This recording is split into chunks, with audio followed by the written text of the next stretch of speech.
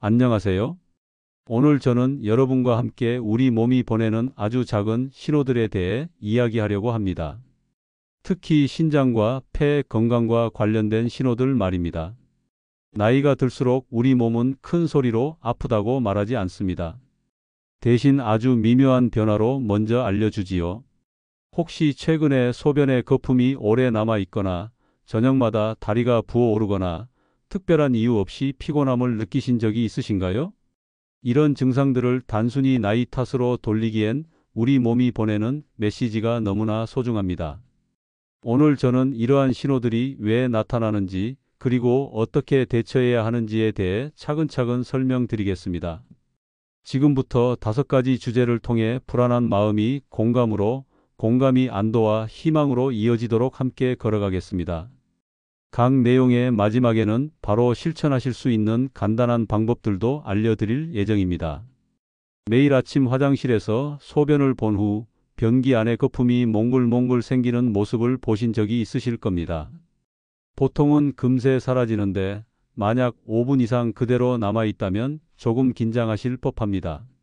한두 번 정도라면 크게 걱정할 일은 아닙니다.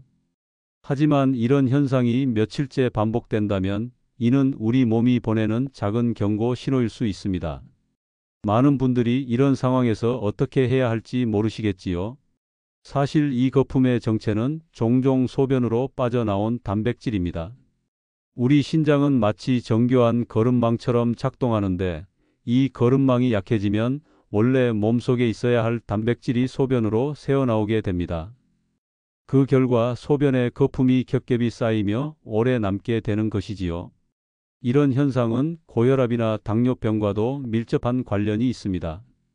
혈압이 오래 높거나 혈당 조절이 잘 안 되면 신장의 미세한 혈관들이 손상을 받아 필터 기능이 떨어지게 됩니다.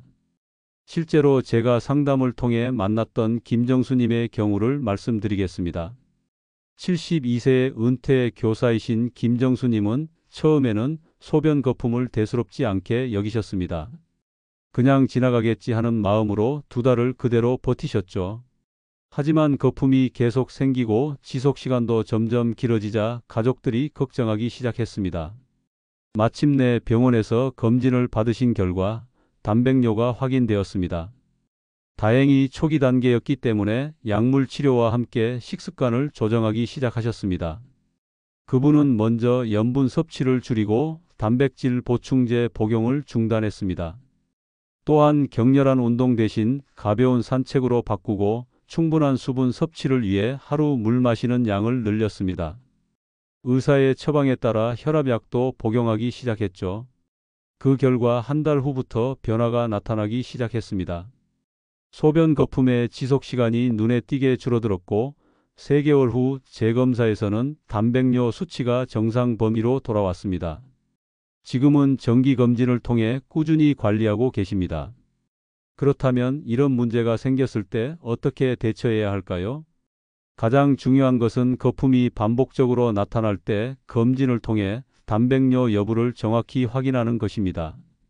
평소 고단백 식단을 드시거나 격한 운동 직후에 나타나는 일시적인 거품과 지속적으로 나타나는 거품을 구분하는 것이 핵심입니다. 먼저 스스로 할 수 있는 간단한 체크 방법을 알려드리겠습니다. 소변을 본 후 3분에서 5분 정도 기다려 보세요. 거품이 여전히 남아있는지 3일 연속으로 관찰해 보시기 바랍니다. 만약 3일 이상 이런 현상이 반복된다면 병원을 방문하여 소변 단백 검사와 함께 혈압, 혈당 검사를 받아보시길 권합니다. 이때 평소 드시는 약물이나 보충제 목록도 함께 가져가시면 더욱 정확한 진단에 도움이 됩니다. 식단 관리도 중요합니다. 단백질 보충제나 소금이 많이 들어간 반찬은 잠시 줄이고 수분 섭취는 고르게 늘려보세요.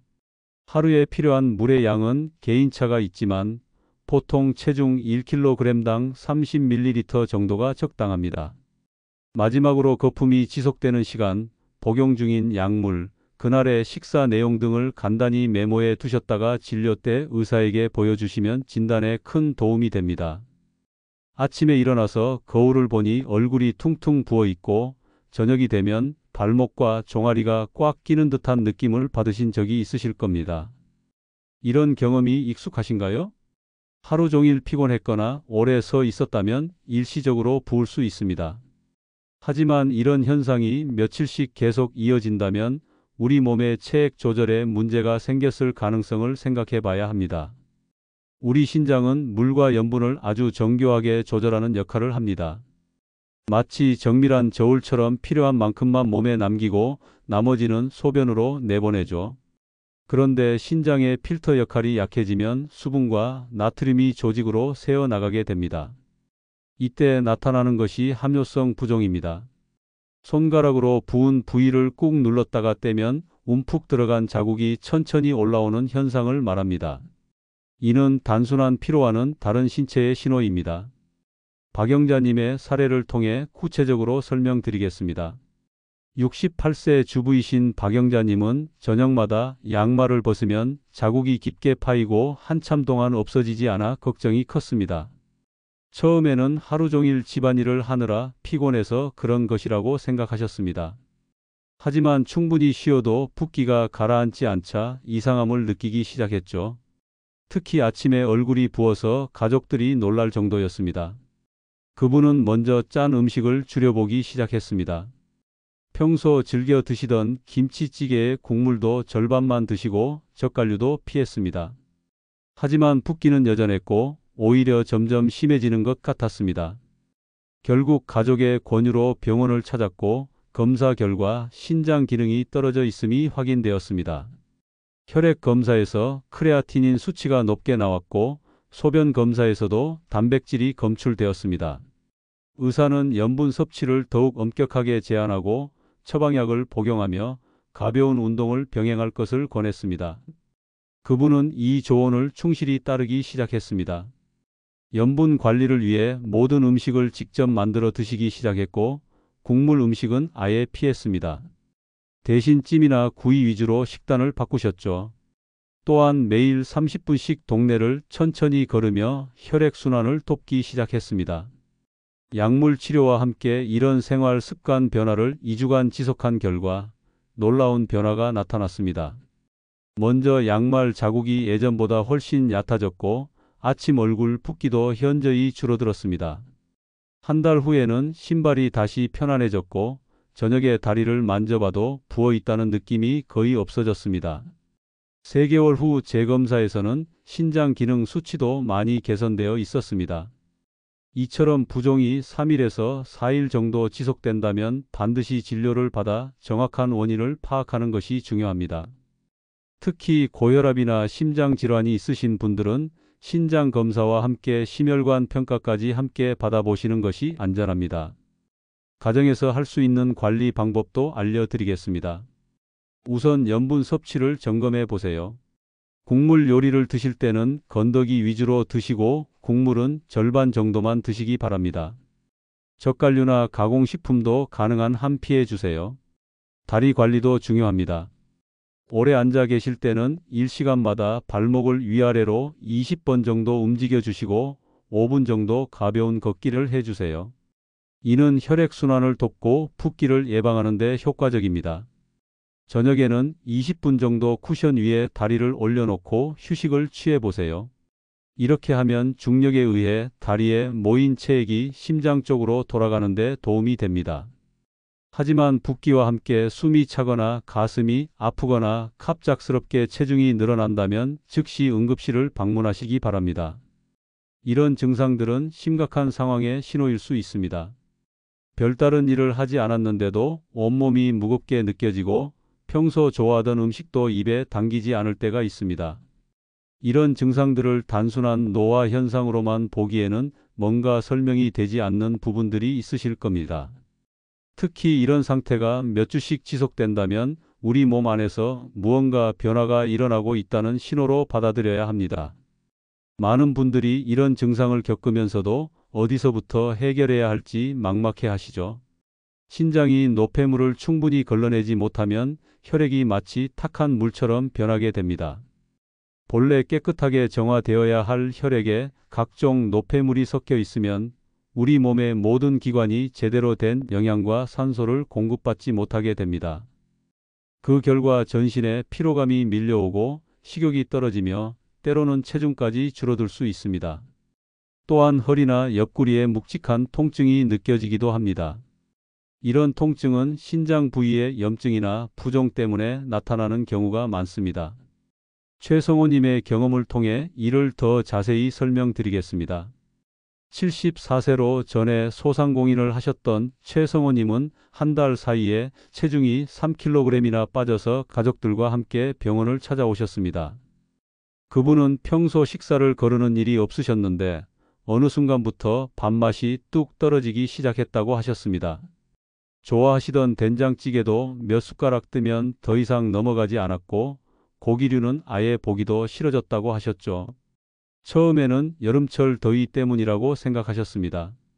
하지만 가을이 되어도 상황이 나아지지 않았고 오히려 하루 종일 누워있고 싶을 정도로 기력이 떨어졌습니다. 아침에 일어나는 것조차 힘들어지셨죠. 더욱 걱정스러운 것은 허리와 옆구리에 계속 묵직한 통증이 있다는 점이었습니다. 진통제를 먹어도 일시적으로만 나아질 뿐 근본적인 해결은 되지 않았습니다. 잠을 자도 개운하지 않고 조금만 움직여도 숨이 차기 시작했습니다. 병원에서 받은 검사 결과는 신장 기능 저하였습니다. 혈액 속 요소 질소와 크레아티닌 수치가 정상보다 높게 나왔고 신장이 제 역할을 하지 못해 노폐물이 몸에 쌓이고 있었던 것입니다. 의사는 우선 수분 섭취를 늘리고 염분을 제한하며 충분한 휴식을 취할 것을 권했습니다. 또한 평소 복용하던 진통제를 줄이고 신장 기능을 보호하는 약물을 처방했습니다. 그분은 이 조언을 성실히 따르기 시작했습니다. 매일 일정한 시간에 잠자리에 들고 일어나며 수면 패턴을 고정했습니다. 또한 하루에 8잔 정도의 물을 나누어 마시며 수분 섭취를 늘렸습니다. 식단도 크게 바꾸셨습니다. 가공식품을 피하고 직접 만든 음식 위주로 드시기 시작했습니다. 단백질 섭취는 적당히 조절하면서도 영양 균형을 맞추려고 노력하셨죠. 이런 노력의 결과는 한 달 후부터 나타나기 시작했습니다. 먼저 아침에 일어나는 것이 한결 수월해졌고 식욕도 조금씩 돌아오기 시작했습니다. 허리와 옆구리의 묵직한 통증도 예전보다 많이 줄어들었습니다. 2달 후에는 체중도 다시 늘기 시작했고 가족들과 함께 외출할 수 있을 만큼 체력이 회복되었습니다. 가장 기뻤던 것은 좋아하시던 음식들을 다시 맛있게 드실 수 있게 된 것이었습니다. 이처럼 설명되지 않는 피로나 체중 변화가 2주 이상 지속된다면 기본적인 혈액 검사와 소변 검사, 신장 기능 검사를 받아보시길 권합니다. 또한 평소 복용하시는 약물이나 보충제가 있다면 이를 점검해서 필요에 따라 조정하는 것도 중요합니다. 일상 관리 방법도 알려드리겠습니다. 먼저 수면 시간을 일정하게 유지해 주세요. 매일 같은 시간에 잠자리에 들고 일어나며 낮잠은 30분을 넘지 않도록 하시기 바랍니다. 수분 섭취도 규칙적으로 해주세요. 아침, 점심, 저녁 식사 후에 미지근한 물을 한 컵씩 마시되 밤늦게는 과다한 수분 섭취를 피하시기 바랍니다. 이는 밤중에 화장실을 자주 가는 것을 방지하여 숙면에 도움이 됩니다. 복용 중인 약물을 정리해서 목록을 만들어 두세요. 진통제, 한약, 각종 보충제 등을 모두 포함해서 의사와 상의하시기 바랍니다. 때로는 약물 간 상호작용이나 과도한 복용이 신장에 부담을 줄 수 있습니다. 허리나 옆구리에 통증이 있다면 그 위치와 강도, 나타나는 시간대를 간단히 기록해 두시기 바랍니다. 이런 정보는 진료 시 정확한 진단에 큰 도움이 됩니다. 우리가 무엇을 먹느냐가 신장 건강에 얼마나 큰 영향을 주는지는 잘 알려진 사실입니다. 하지만 막상 실천하려고 하면 어떤 음식을 어떻게 먹어야 할지 막연할 때가 많으실 겁니다. 거창한 식단 변화나 복잡한 요리법보다는 작지만 매일 꾸준히 할 수 있는 선택들이 더 오래가고 효과적입니다. 오늘은 신장 건강에 특히 도움이 되는 5가지 식품과 그 활용법에 대해 말씀드리겠습니다. 신장은 우리 몸의 수분과 노폐물 배출을 담당하는 핵심 기관입니다. 적절한 수분 보충과 항산화 성분이 풍부한 식품들은 신장의 염증을 줄이고 부담을 덜어줄 뿐만 아니라 신장 결석 형성을 억제하는 데도 큰 도움이 됩니다. 윤말수님의 사례를 통해 이를 구체적으로 보여드리겠습니다. 70세 전업주부이신 윤말수님은 평소 아침 공복에 속이 불편하셔서 물 마시는 것을 피하는 편이셨습니다. 그분은 오래전부터 아침에 물을 마시면 속이 거북하고 소화가 잘 안 된다고 느끼셨습니다. 그래서 기상 후 바로 식사를 하시거나 차라도 한 잔 드신 후에야 다른 것을 드실 수 있었죠. 이런 습관이 수십 년 계속되다 보니 전체적인 수분 섭취량이 부족한 상태였습니다. 또한 과일은 당분이 많다는 이유로 거의 드시지 않으셨고, 특히 사과는 껍질을 벗겨야 한다는 번거로움 때문에 아예 멀리 하셨습니다. 오이도 별로 좋아하지 않으셔서 여름철에만 가끔 드시는 정도였습니다. 이런 식습관을 지속하던 중 정기검진에서 신장 기능 수치가 약간 높게 나왔습니다.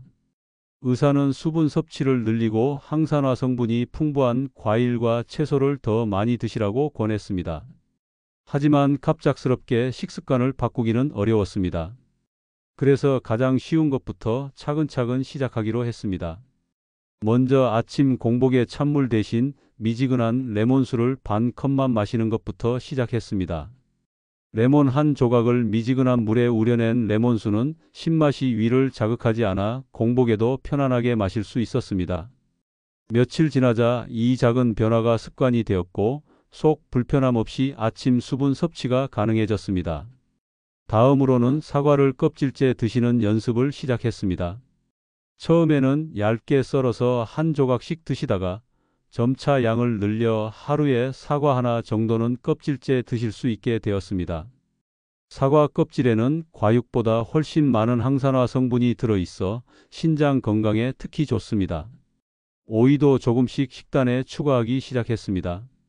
처음에는 냉국에 넣어서 드시다가 나중에는 생으로 곁들여 드시게 되었습니다.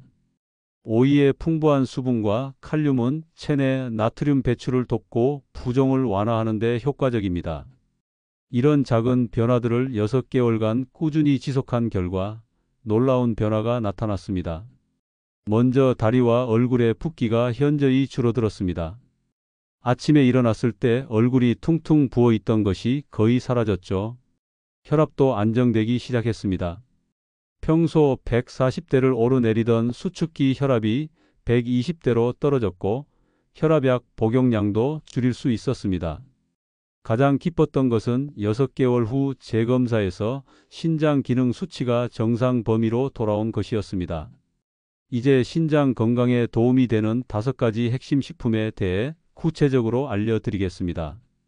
첫 번째는 오이입니다.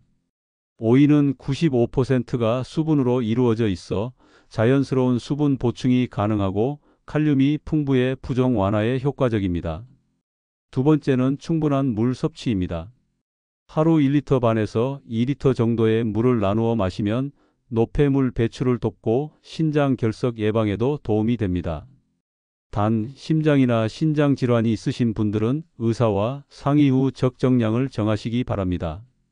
세 번째와 네 번째는 블루베리와 사과입니다. 이 과일들에는 강력한 항산화 성분이 들어있어 신장의 염증을 줄이고 혈관 건강을 개선하는 데 도움이 됩니다. 특히 사과는 껍질째 드시는 것이 효과적입니다. 다섯 번째는 레몬수입니다. 레몬의 구연산 성분은 신장 결석의 주원인인 칼슘 옥살산 결정 형성을 억제하는 데 효과적입니다. 아침 공복에 미지근한 레몬수 한 잔으로 하루를 시작해 보세요. 다만 개인의 질환과 복용 중인 약물에 따라 이런 식품들의 섭취량을 조절해야 할 수도 있습니다. 특히 치아가 민감하시거나 위장이 약하신 분들은 레몬은 식후에 소량부터 시작하시기 바랍니다. 실천할 수 있는 구체적인 방법을 알려드리겠습니다. 먼저 아침 루틴을 만들어 보세요. 기상 후 미지근한 레몬수 반 컵을 마시고 10분 정도 기다린 후 사과 1개를 껍질째 드시는 것으로 하루를 시작해 보시기 바랍니다. 점심과 저녁 식사 때는 반찬으로 오이와 잎채소를 추가해 보세요. 오이 냉국, 오이 무침, 오이 생채 등 다양한 방법으로 활용하실 수 있습니다. 블루베리는 간식으로 한 줌 정도 드시면 됩니다. 당뇨가 있으신 분들은 하루 총당 섭취량 안에서 조절하시기 바랍니다. 마지막으로 치아 보호를 위해 신맛이 나는 음료는 빨대를 사용해서 드시고 섭취 후에는 물로 입을 헹군 다음 30분 후에 양치를 하시기 바랍니다. 숨이 가빠지면 우리의 일상은 점점 줄어들게 됩니다.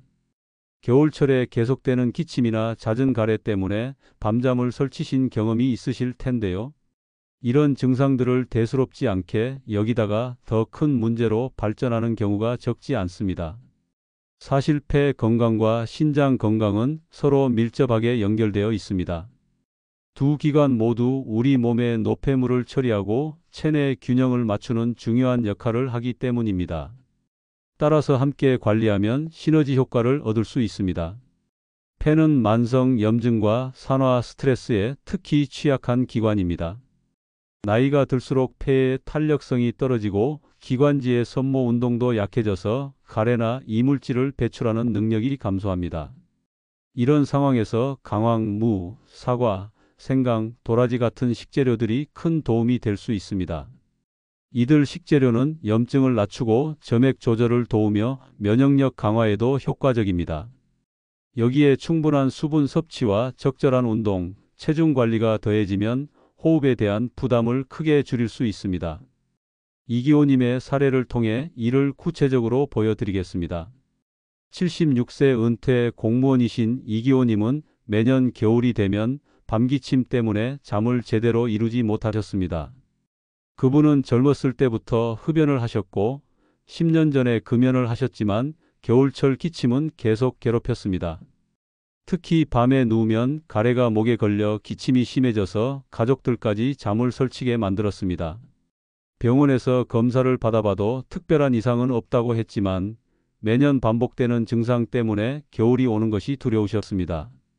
기침약을 먹어도 일시적인 효과만 있을 뿐 근본적인 해결책이 되지 못했습니다. 또한 조금만 빨리 걸어도 숨이 차서 평소 즐기시던 등산도 포기해야 했습니다. 계단을 오르내리는 것조차 힘들어져서 활동량이 점점 줄어들었고 그 결과 체중도 늘어나기 시작했습니다. 이런 상황이 반복되자 가족들이 걱정하기 시작했고 약물 치료와 함께 생활 습관 개선을 병행해 보기로 했습니다. 의사의 조언에 따라 항염 효과가 있는 자연 식재료들을 꾸준히 섭취하기 시작했습니다. 먼저 매일 아침 생강차 한 잔을 마시기 시작했습니다. 생강을 얇게 썰어서 20분 정도 끓인 따뜻한 차를 취침 2시간 전에 소량씩 마셨습니다. 생강이 매운맛이 기관지를 따뜻하게 하고 가래를 묽게 만드는 데 도움이 되었습니다. 다음으로는 규칙적인 걷기 운동을 시작했습니다. 처음에는 10분도 힘들었지만 점차 시간을 늘려서 주 5일 30분씩 대화가 가능한 속도로 걷기 시작했습니다. 이는 심폐 기능을 강화하고 전체적인 체력 향상에 도움이 되었습니다. 저녁 반찬으로는 도라지 무침을 자주 드시기 시작했습니다. 도라지는 예로부터 기관지와 폐 건강에 좋다고 알려진 식재료로 사포닌 성분이 가래를 sak이고 기침을 완화하는 데 효과적입니다.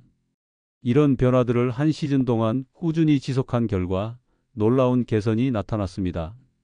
먼저 밤기침의 빈도가 현저히 줄어들었습니다. 예전에는 밤에 몇 번씩 기침 때문에 깨어났는데 이제는 거의 깨지 않고 잘 수 있게 되었습니다. 가래의 양도 줄어들었고 색깔도 맑아졌습니다. 아침에 일어났을 때 목에 걸리는 가래 때문에 컹컹 기침을 하던 것도 많이 나아졌습니다. 무엇보다 숨쉬기가 한결 편해져서 일상 활동에 대한 부담이 크게 줄어들었습니다. 체중도 3kg 정도 줄어들어 전체적인 건강 상태가 개선되었습니다.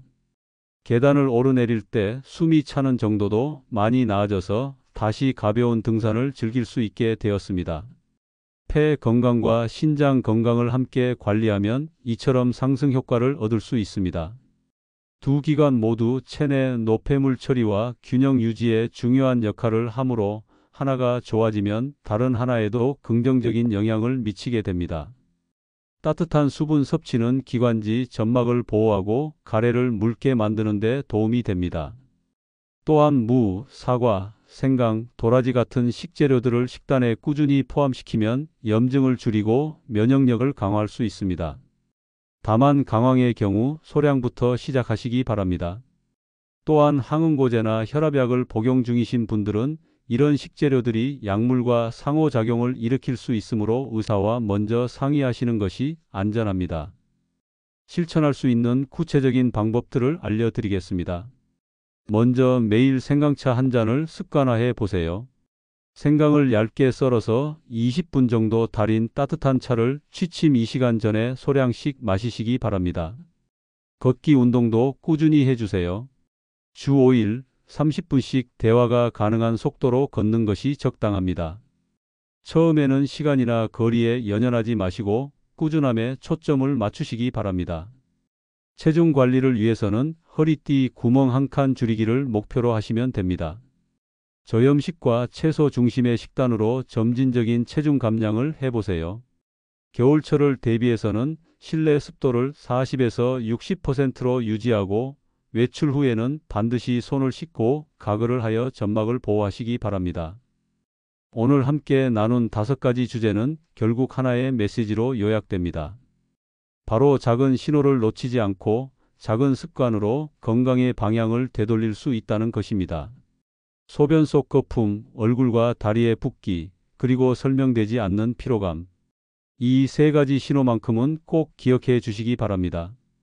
이런 증상들이 며칠 이상 지속된다면 단순히 나이 탓으로 돌리지 마시고 정확한 검사를 받아보세요.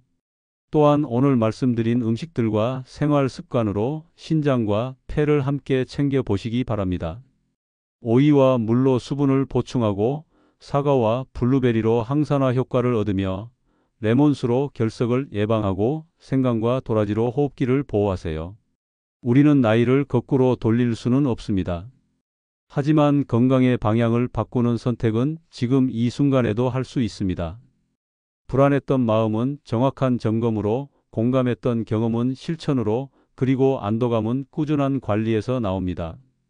건강한 노년을 위한 여러분의 여정에 제가 계속해서 함께 하겠습니다. 작은 변화가 큰 희망이 되는 그날까지 우리 함께 걸어가시길 바랍니다.